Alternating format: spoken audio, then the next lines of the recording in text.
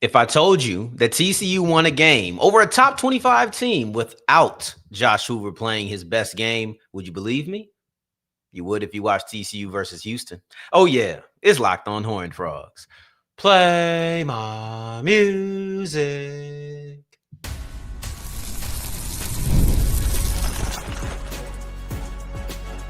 You are Locked On Horned Frogs, your daily podcast on the TCU Horned Frogs. Part of the Locked On Podcast Network, your team every day.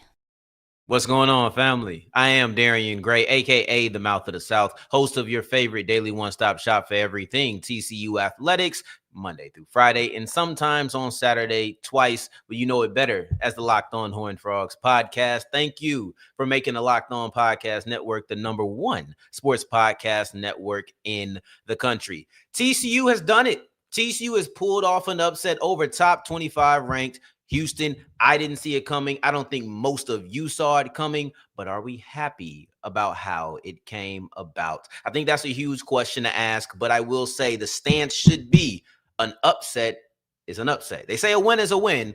An upset is an upset. That's the approach that I'm taking. We'll look in segment 2 at some of the game balls that we're handing out because homecomings in the city of Houston were very favorable, very kind to TCU. But Josh Hoover threw 3 interceptions. Jeremy Payne ran for 100 yards. So it's kind of like, which one do I put more stock in? That's the way that I feel about it. This game feels a little bit like the kombucha tasting meme that you've seen. The one where the lady takes a sip and says, then says, oh, it's kind of good. I don't know. Then it's good again. That's how this game feels. That's the way that I would articulate it. That's the way that I would bring an analogy to it. And honestly, I think that is the most accurate way to say it without using any sort of words, because Josh Hoover has been the engine to this offense since the beginning. Josh Hoover has been the guy who we all sit here and say he's going to take TCU as far as he can go. Matter of fact, I came on here this morning telling you how Josh Hoover needed to have a good game, not an all-timer. I didn't call it this week. Last week, I said he needed an all-timer in order to beat BYU, but I thought he needed a good game to beat Houston. Now, what I'll say about Hoover is it wasn't all bad. The way it started was phenomenal, and then it got really cold, and then it really felt like it hit the wall. He threw not 2, but 3 interceptions on the day, and somehow TCU still won this game.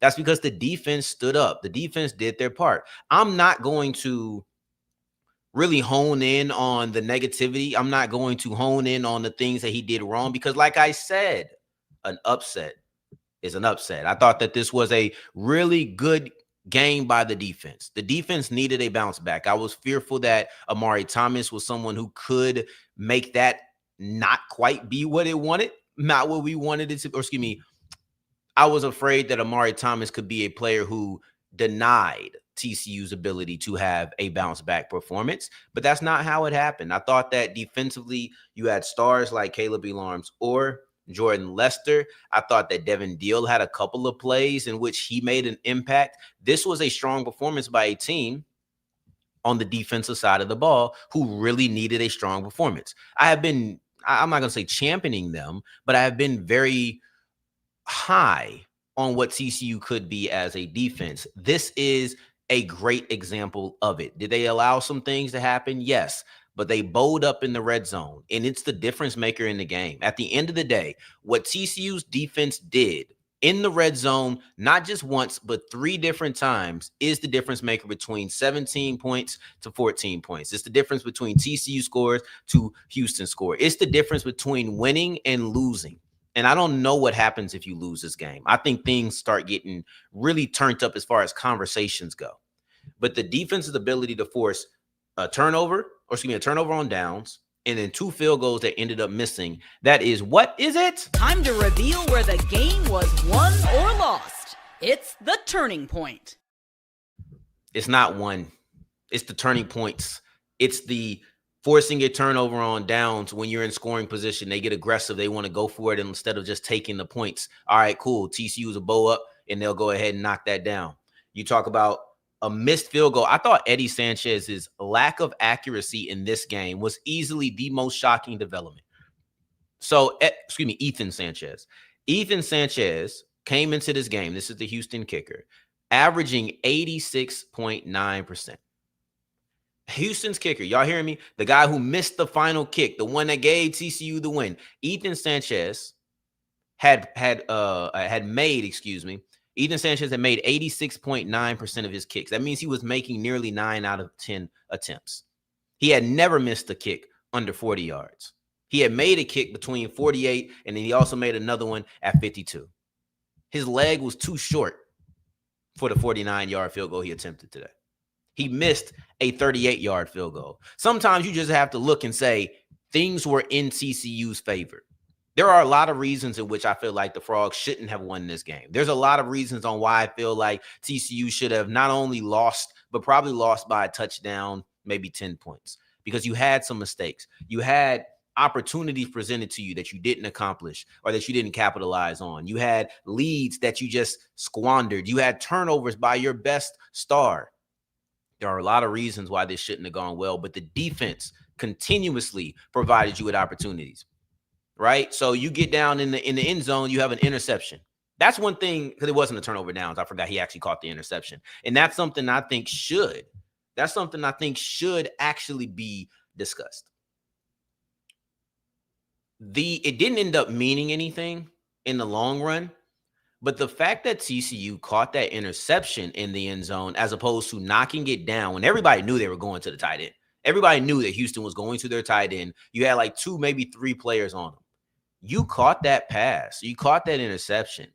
And instead of taking the ball at the 1, you took the ball at the 20. And quite frankly, if you don't have a fumble on that drive, you're probably going to respond with points because generating offense is much easier when you're starting from the 20-25 as opposed to starting from the 1-yard line.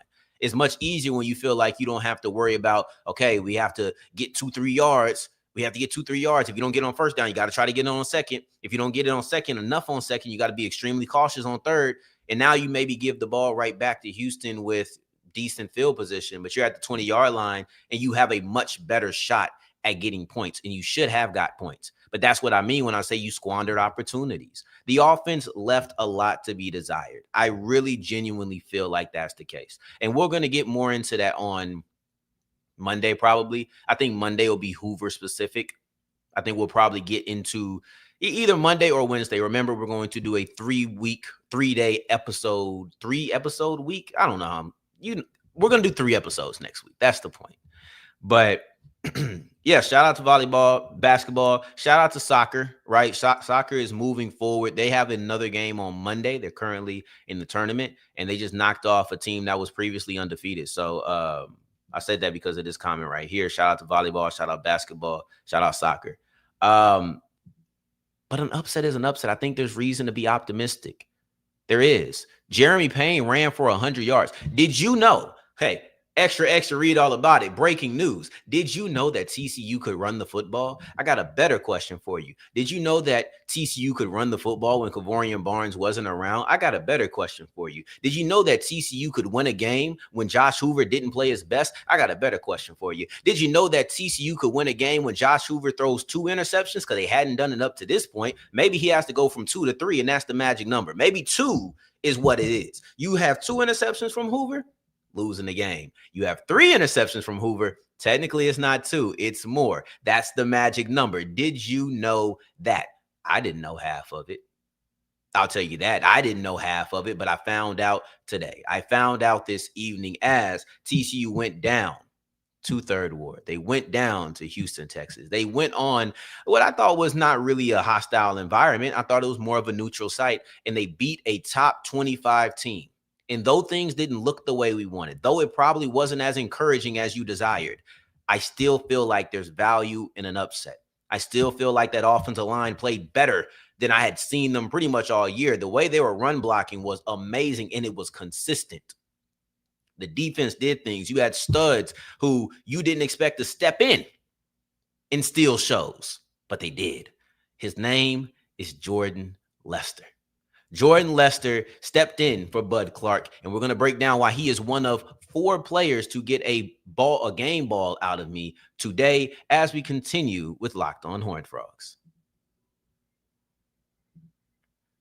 Today's episode is brought to you by Game Time. After a win like that, maybe you want to go to Game Time and get yourself a ticket for the season finale against Cincinnati. Maybe after a win like that, you said, you know what? My faith is temporarily restored and I want to see my TCU Horned Frogs in their last game of the season in the Carter versus the Bearcats. I don't know. Maybe you want to give yourself some Black Friday deal. You don't even have to wait till Black Friday to get the best price available. I love Game Time.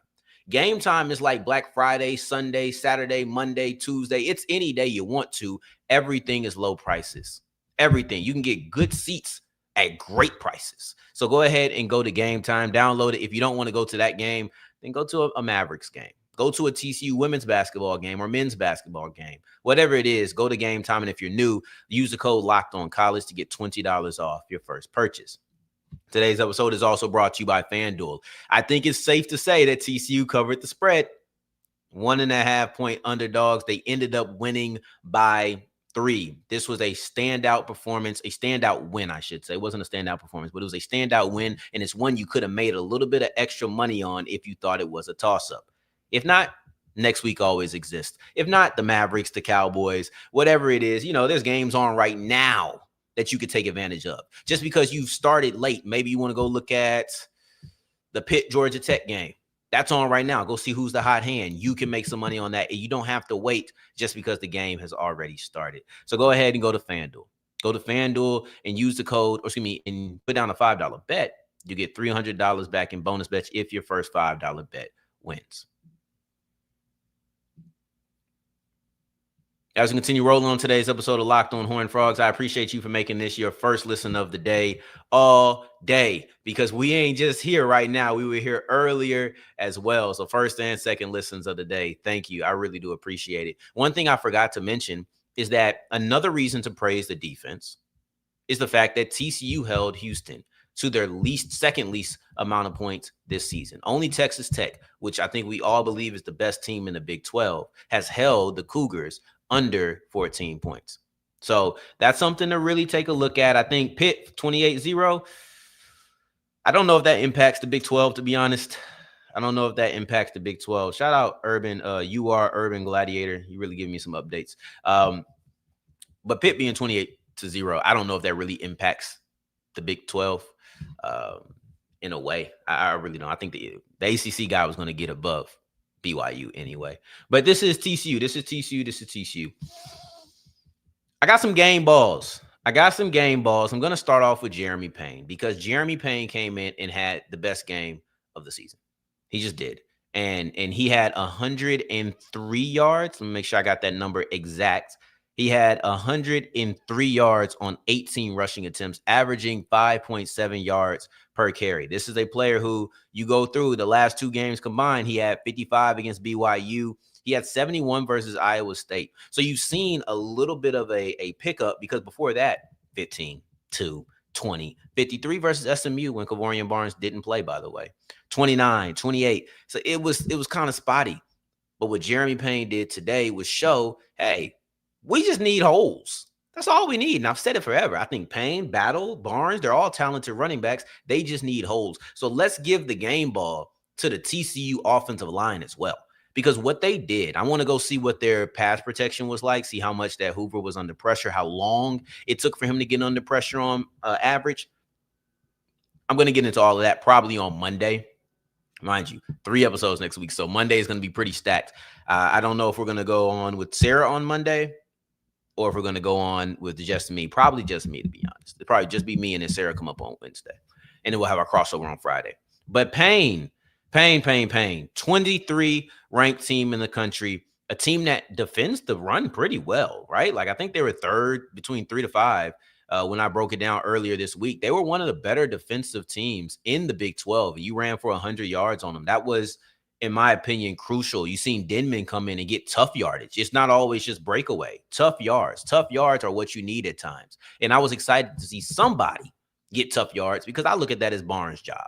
I look at that as what Barnes does on the regular basis. So it was nice to see that. Utah did win a great game. Man, great game. That's why I was late. That and some technical difficulties. But yeah.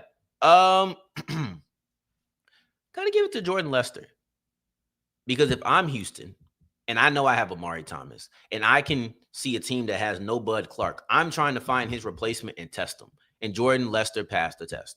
Jordan Lester with 3 times, I think all 3 were against Amari Thomas. At least 2 of the 3 were, and all were incompletions. None of them were penalties. You felt like you had a true step up from a player. If it's next man up, you want to see how you rise to the occasion, and Jordan Lester did it. I didn't feel like they missed Bud Clark today.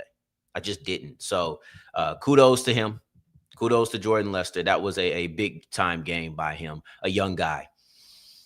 Gotta go with Joseph Manjack. Talking about how these Houston homecomings are nice. Payne's from Mo City, so he's not far from Houston at all. Missouri City.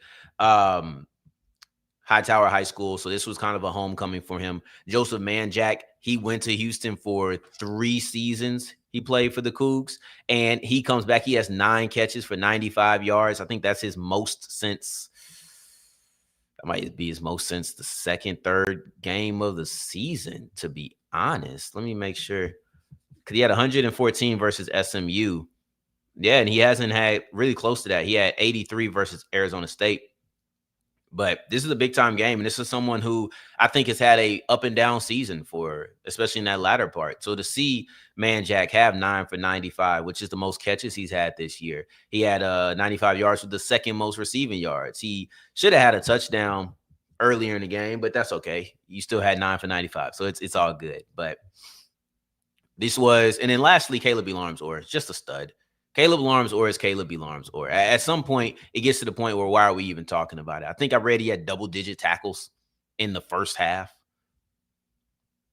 Kaleb Elarms-Orr is my favorite player. He had 15 total at the end of the game. He had 2 tackles for a loss. He was joined in the double-digit club by Nnamdi Obiizor.